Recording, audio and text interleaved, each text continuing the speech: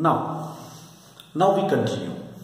What we do here, the same figure you have already that, and from that we have got this expression Q is equal to K into A, T1 minus T2 into T small t divided by X. All the quantities, physical quantities, we are aware with all these quantities. I want to define capital K, that is the thermal conductivity. I want to define it. What we shall put? We shall put for A is equal to 1. Each cross sectional area is equal to 1.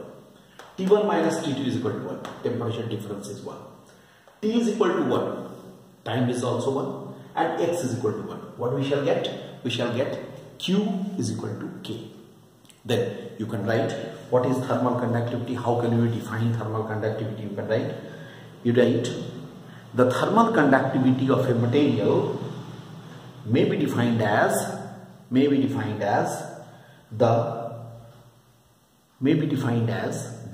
rate of heat flow. Okay, per unit time it is happening. T is equal to 1. Rate of heat flow through a unit cube. Mind this. We are considering this as the unit cube. Through a unit cube of the material when its opposite faces are maintained at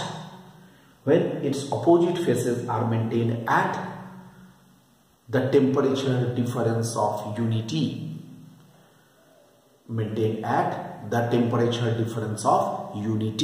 Unit temperature difference. And why we are saying unit cube? Because cross sectional area is also 1 and X is also 1. That means volume will be 1.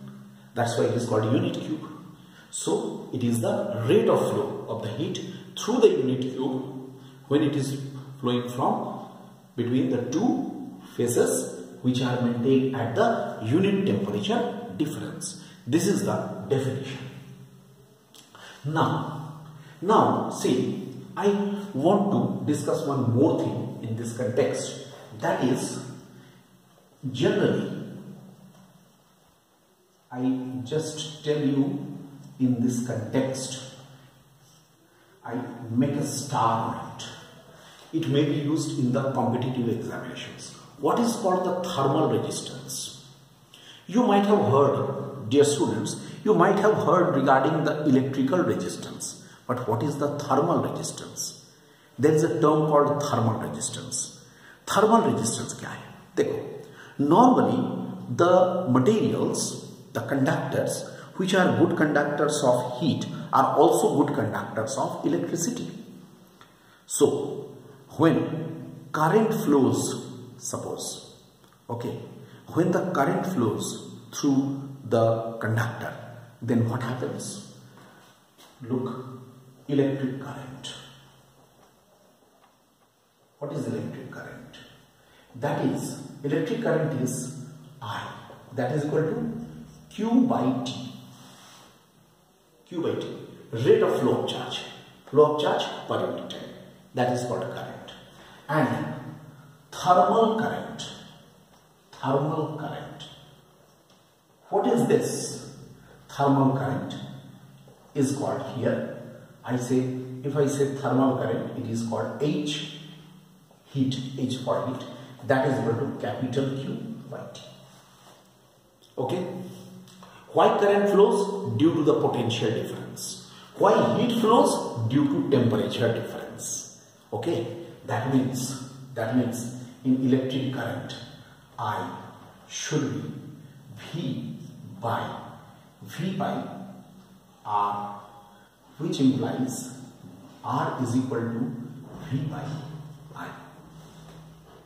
Okay. And what about this thermal? This is the electrical resistance. You know, R is called the electrical resistance. What is the thermal resistance? Thermal resistance. If I talk about the thermal resistance, how much it is? RH. Thermal resistance is RH. That is equal to, just like this.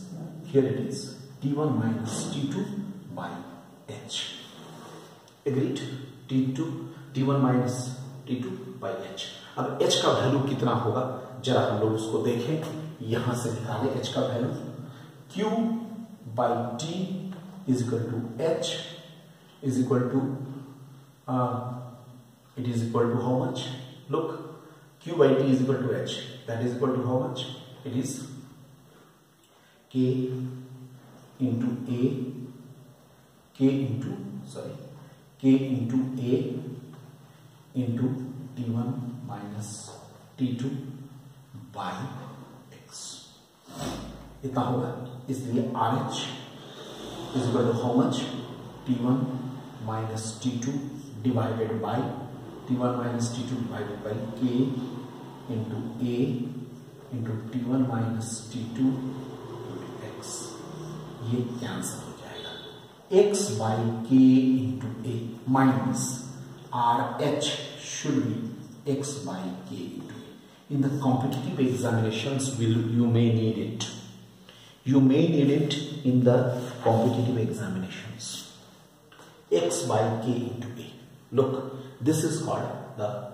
So ultimately, what we are getting?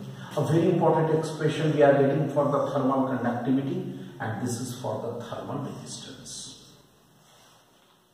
This is all about the conduction process. Okay. Now, secondly, next one, we are coming to the next term.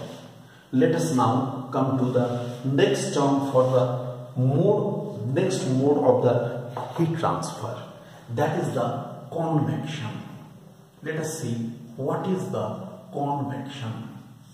Convection क्या है? Convection के बारे में लिख सकते हो. It is the process in which heat flows from.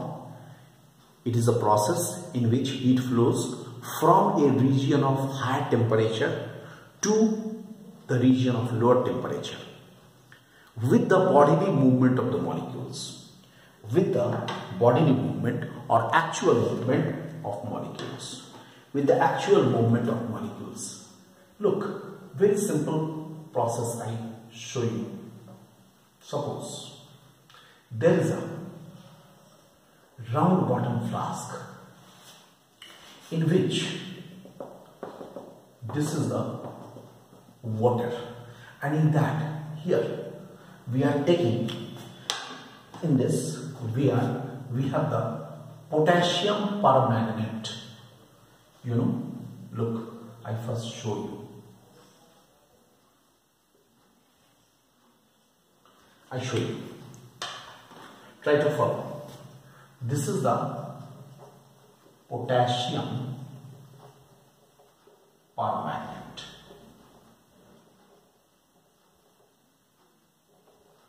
Potassium permanganate. Here, potassium permanganate are taken inside this. What happens? Generally, these are pink in color. If it is heated from here, what will happen? If this water is heated,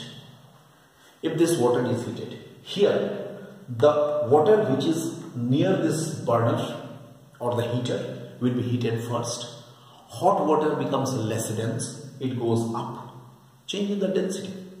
It goes up, in that place the cooler water will be coming, and due to which the colored streaks will be formed. Because potassium permanganate had some color, so colored streaks are formed in it, which are showing that in which direction the liquid is moving. It is showing the direction of this colored streaks. It is indicating that what is the direction of movement of this liquid. So it is always be moving from the high temperature region to the lower temperature region. This is the convection process. जब भी water boil करते हैं तो convection होता है. Convection may be of two types. One is called the natural convection. And another is called the forced convection. Two types of convection. One is called the natural convection, another is called the forced convection. First, what is the natural convection? Natural convection क्या है पहले वो देखो. Natural convection का मतलब हुआ, you can write natural convection